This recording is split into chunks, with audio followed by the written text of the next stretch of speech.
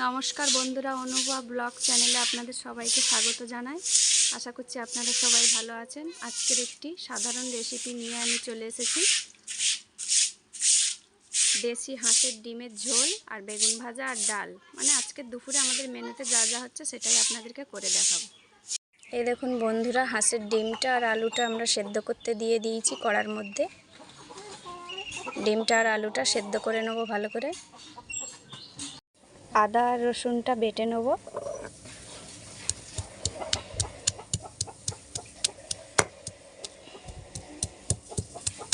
ডিমটা ততক্ষণ সিদ্ধ হতে হতে আমি ডিমের মশলাগুলো বানিয়ে নেব। দেখুন বন্ধুরা, ডিমগুলো সেদ্ধ হয়ে গেছে। আমি ডিমটা ছাড়িয়ে নিয়েছি আর পেঁয়াজ কেটে নিয়েছি, আদা রসুনটা বেটে নিয়েছি। আপনাদেরকে দেখালাম আগেই যে আদা রসুনটা আমি শিলে বেটে নিয়েছি। এবার আমি ডিমটা রান্না করে নেব। ডিমটা প্রথমে কড়ার মধ্যে দিয়ে ভেজে নেব।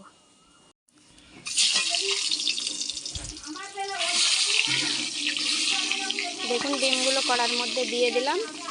এবার ডিমগুলো আমি ভালো করে ভেজে নেব। এগুলো পুরো দেশি হাঁসের ডিম, আমাদের বাড়িতে 4টে হাঁস আছে, সেই হাঁসের ডিম। দেখুন বন্ধুরা, ডিমগুলো ভালো করে ভাজা হয়ে গেছে। এবার আমি ডিমগুলোকে একটা পাত্রে তুলে নেব। আলুগুলোকে একটু ভেজে নেব হালকা করে। দেখুন আলুগুলো আমি তেলের মধ্যে ভেজে নিচ্ছি। হালকা লবণ আর হলুদ দিয়ে দিয়েছি। আলুটা ভালো করে ভাজা হয়ে গেছে। এবার আমি আলুটা তুলে নেব। এবার কড়ার মধ্যে দিয়ে দিচ্ছি সর্ষের তেল।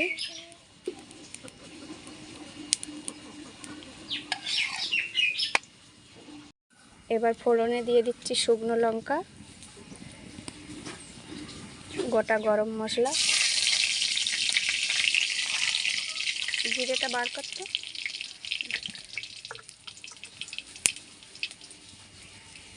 এবার দিয়ে দিচ্ছি গোটা জিরে।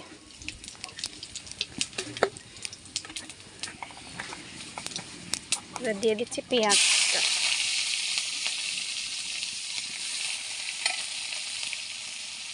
এবার দিয়ে দিচ্ছি 2টো তেজপাতা। পেঁয়াজটা ভালো করে ভাজা ভাজা হয়ে গেছে। এবার কড়ার মধ্যে দিয়ে দেবো আদা রসুন বাটাটা।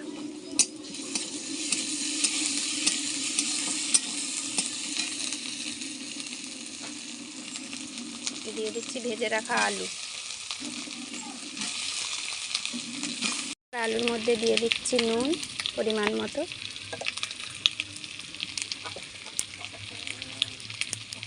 হলুদের গুঁড়ো পরিমাণ মতো, হলুদ গুঁড়ো।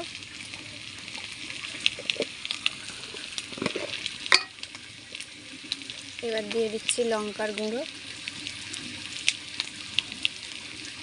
পরিমাণ মতনই, লঙ্কার গুঁড়ো।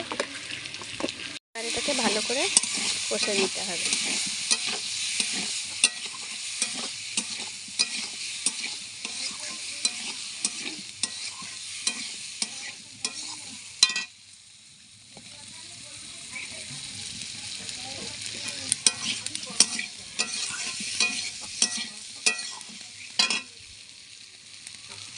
এবার এর মধ্যে ভেজে রাখা ডিমগুলো দিয়ে দিচ্ছি।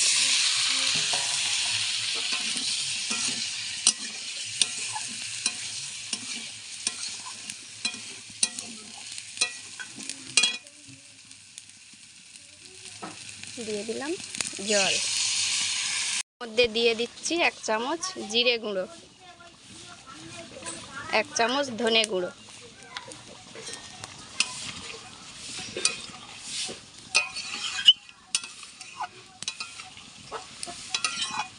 কারণ ফোড়নে আমি গোটা জিরে দিয়েছি, ওই জন্য আমি জিরেটা আর বাটলাম না, গুঁড়োই দিলাম।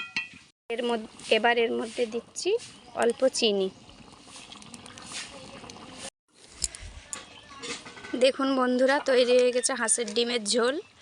এবার আমি দিয়ে দিচ্ছি গরম মশলা এর ভিতরে। গরম মশলাটা দিয়ে ভালো করে তরকারিটা নেড়ে নিলাম।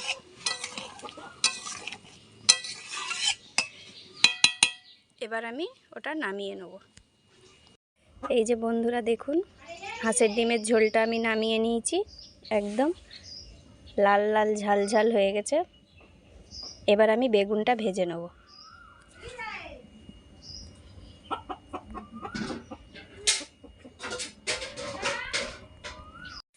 দেখুন বন্ধুরা, বেগুন ভাজার জন্য আমি কড়ার মধ্যে দিয়ে দেবো তেল।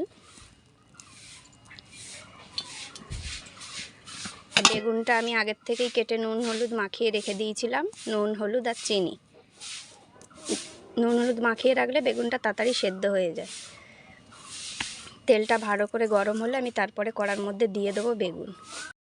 দেখুন তেলটা গরম হয়ে গেছে, এবার কড়ার মধ্যে একটা একটা করে ছেড়ে দিচ্ছি বেগুন।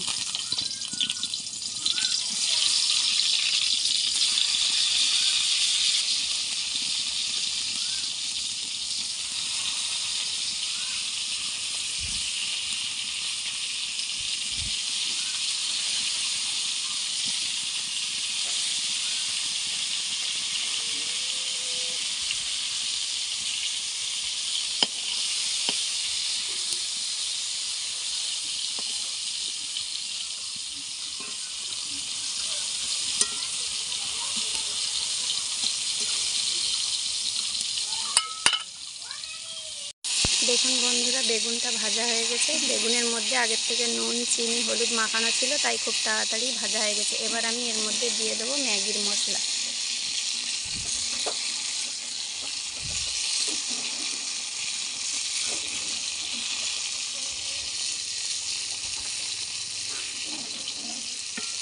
ম্যাগি মশলা দিয়ে এবার আমি বেগুন ভাজাটা নামিয়ে নেব। আর রান্না হয়ে গেছে। সবাইকে চ্যানেলটি সাবস্ক্রাইব করার অনুরোধ।